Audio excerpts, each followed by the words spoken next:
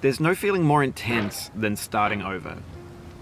If you deleted your homework the day before it was due, as I have, or if you left your wallet at home and you have to go back after spending an hour in the commute. If you won some money at the casino and then put all your winnings on red but it came up black. If you got your best shirt dry cleaned before a wedding and then immediately dropped food on it. If you won an argument with a friend and then later discovered that they just returned to their original view. Starting over is harder than starting up. If you're not ready for that, like if you've already had a bad day, then what you're about to go through might be too much. Feel free to go away and come back. I'll be here.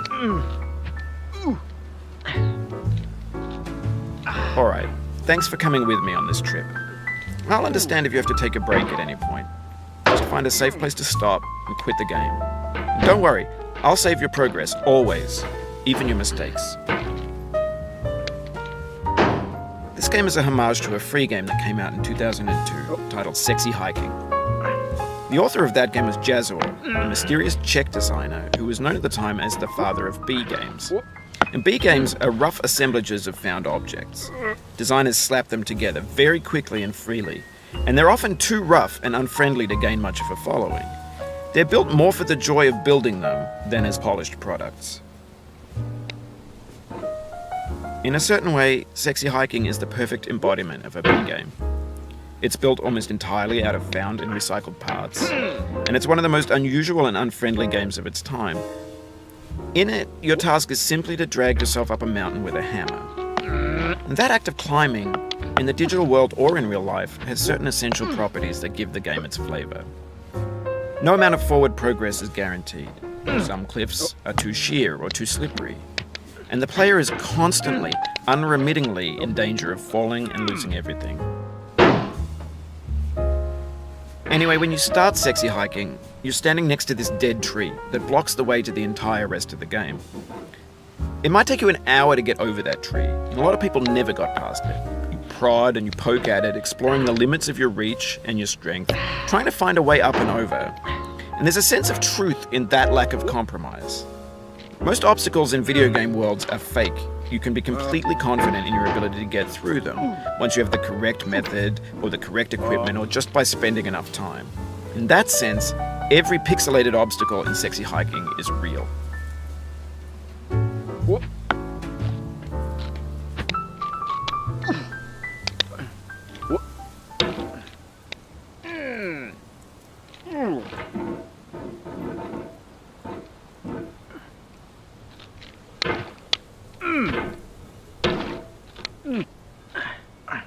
Oh, you just lost a lot of progress. That's a deep frustration, a real punch in the gut.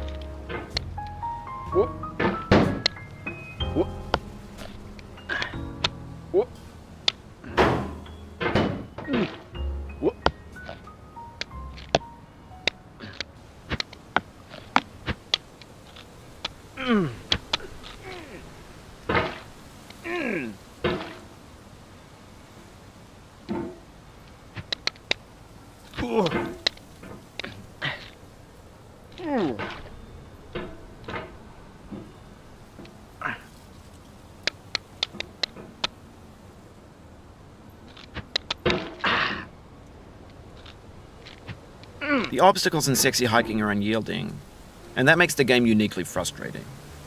But I'm not sure Jazuo intended to make a frustrating game.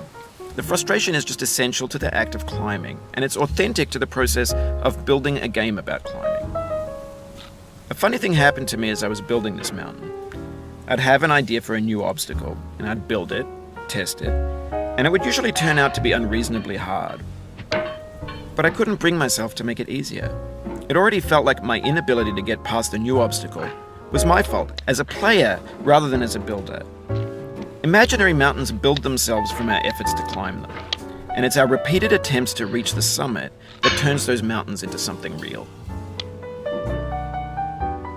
When you're building a video game world, You're building with ideas. And that can be like working with quickset cement. You mold your ideas into a certain shape that can be played with, and in the process of playing with them, they begin to harden and set until they're immutable, like rock. And at that point, you can't change the world. Not without breaking it into pieces and starting fresh with new ideas.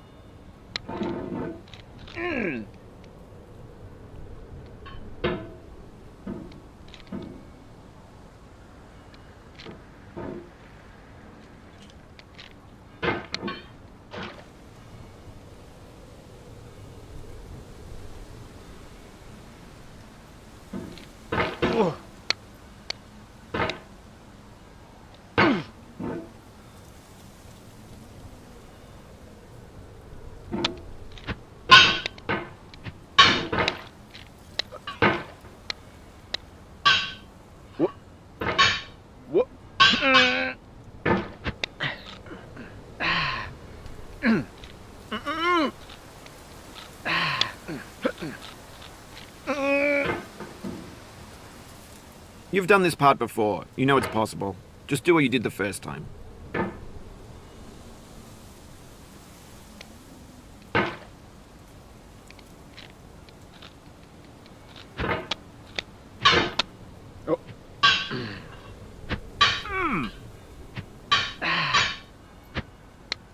Oof, sorry about that.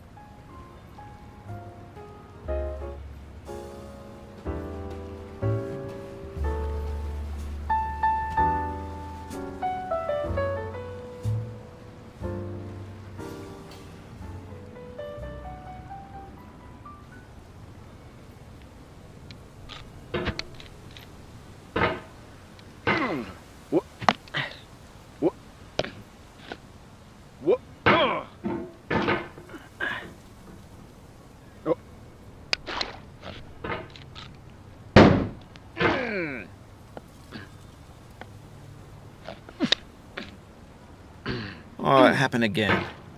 Keep on trying. Don't let it get to you.